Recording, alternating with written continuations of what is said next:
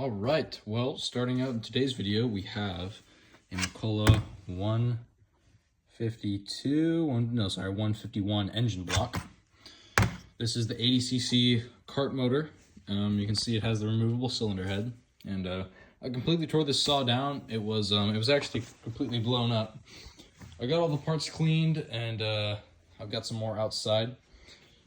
What came out of this was a locked up engine, and this is the intake side. The exhaust side, yeah, very bad. Completely blown up, piston bits out the top. The piston was, yeah, it was very sad. The rod's still good, but the bearings are not. This thing, it's really hard to rotate. So anyways, I got it torn down.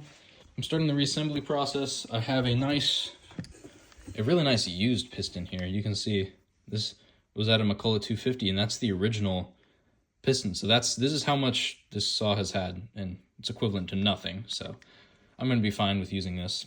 Anyways, but first off, we have to get this not bored out, but cleaned out. I'm going to use some 1200 grit just to get all the rough sandpaper, just to get all the rough bits. You know, I'm going to restart that. I'm going to get, we need to get this block honed, not bored, just honed.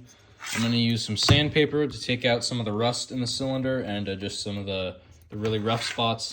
And then I do have a cylinder hone over here that's just drill powered that I'm going to use. And then after that, we can go ahead and start reassembling the saw. What I'm going to do is I always, first off, you get your bench nice and clean. I took all the sawdust off, I brake cleaned it, so it's fresh. There's no metal or anything, nothing's going to get into the engine. What I like to do is I set down a rag. I'll put the block there, and then we can start the honing process, which consists of a lot of WD-40. So anyways, let me put you guys in the stand over here. I just did this to that Mcculloch model, the 47, if it wants to focus, right here. I just honed the cylinder on that one. What I'm going to do is I'm just going to take this, knock down all the rust, all the really bad spots in the cylinder, which there's honestly not too many, but I like to be thorough. How does this look?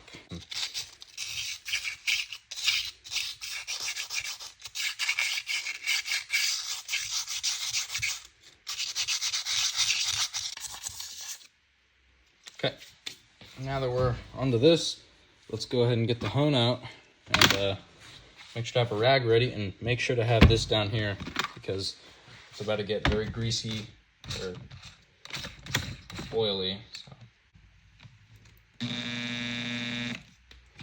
go to this one.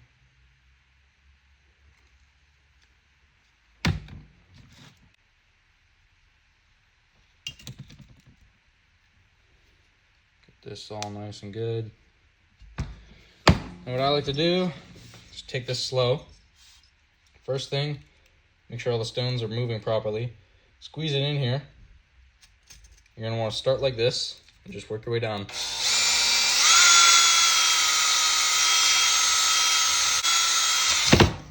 Oops.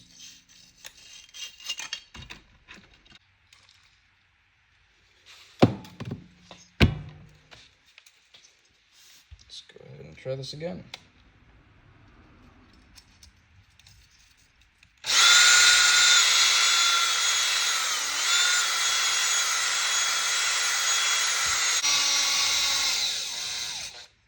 Boom. All right, this is looking much better. I need to take all the grit out of the cylinder now. Honestly, that was probably one of the rougher cylinders I've done. You can see there's still this top ring right here where the cylinder sat, and it's kind of black. I'll probably clean it up with some sandpaper or something. Not too concerning for me. And those are the only real big scores in the cylinder. Look on this other side, it's nice. Cross-hatching's good. This rough line I'm gonna clean up. And then there's just those little ones. They can't feel anything in there. So I'm gonna be happy with that. I'm gonna throw our used piston set in, and yeah. Okay, we're back. Just got the cylinder all cleaned up. Let me get some tools out of the way. Got the cylinder all cleaned up. I'm gonna I'm gonna try and take some of that carbon off. Got the crank with its brand new bearing. I'm gonna take that off once it's inside. We got our bearing pressed in over here, and we got our seal pressed in over here. This is our exhaust side because it's super dirty. We got our piston with the closed end facing the exhaust side. Go ahead and drop this down. And our clearances are good. We have the one ring gap facing over here, another ring gap facing about 120 degrees apart. You don't want them really anywhere near this exhaust side, at least in theory. It doesn't really matter, especially since the ports are small enough, but... Woo! Well, there it goes. It's sat down in there. And I'm just... Don't need to do anything funny, which I like. Just want you guys to be able to see what we're doing here. Usually just take it on my finger. Nice little bit of grease. Not a whole bunch, just enough amount. Push them into position. And then it's as simple as seriously just putting the cap down and tightening the bolts. The manual. If we go down to here, in the bottom left section, this is under the repairs guide. You can also find this online as well. Torque rod cap screws, 65, 70 inch-pounds. Okay.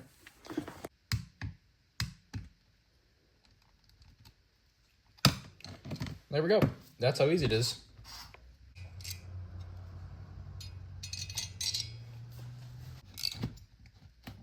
Boom. Right. Again, just verify. Rotating assembly is good. All right. So from here, everybody, this is the engine basically as much assembled before you start putting on the real big stuff, which is, you know, your intake over here, your side case, and your gas tank back here. I just wanted to showcase just rebuilding one of these engines and just show how easy it is and how bulletproof these things are. So yeah, I just wanted to showcase that to everybody. This is how you rebuild one. If anybody has any questions or comments, leave them down below. I'm always open to any concerns or anything else. If you want to talk chainsaws, I can talk all day about these things. So anyways, I might just do a time lapse of this reassembly, and hopefully we can get this up and running soon. So yeah, have a good day, everybody.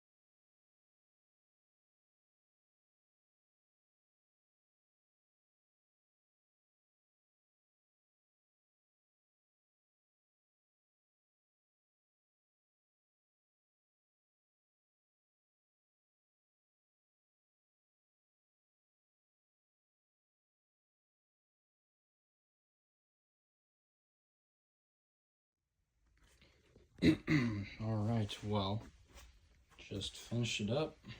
This is what it looks like. It's a Mcculloch 151. This should be yellow top cover. It has one from a 380, but not really my concern. I was concerned with the fact that since this had a 380 top cover, and it came with this 36-inch bar and 404 chain, I was wondering if someone had maybe Frankensteined a saw together. And from what it looks like, that's a yes. There's two paint shades here. This one's a lot better condition, the tank and the side cover. And it looks like someone just made one saw and then tried doing it themselves. So anyways, this is what it looks like. This is a different muffler. This is what the the old one looked like. So, yeah, not the greatest. I didn't want to put the stack muffler on here just because I don't think it deserves it. I think it deserves the big, you know, round style, dome style mufflers. Has good compression, put the new rope in. It has great spark now too. It's got this little interesting feature to take off for the spark plug cover. Oiler works, the choke piece right here. What's it called? There's usually a little tab that you can flip and then you rotate to lock the carb like that. But you just have to kind of do it by hand. So, anyways, here's what it looks like. This is 80 cc's. I'm gonna polish up this handle eventually, just get some of the rust away, but got the nice spike. I'll see what I can do in terms of a bar. I do have a 24-inch hard nose outside, but who knows, maybe I can fit a 30-inch on this thing or something awesome like that. So anyways, thank you for watching. Maybe we'll get a fire up sometime soon. For what it's worth, also, let me take a peek under here. Air filter out. We do have a big Tillotson. It's an HL63, so pretty common. I didn't install the fuel line just because I didn't have any on hand and just want to get the video done. So past that, this thing is ready to rock and roll. So we will get a video out soon. Besides that, have a good day, everybody.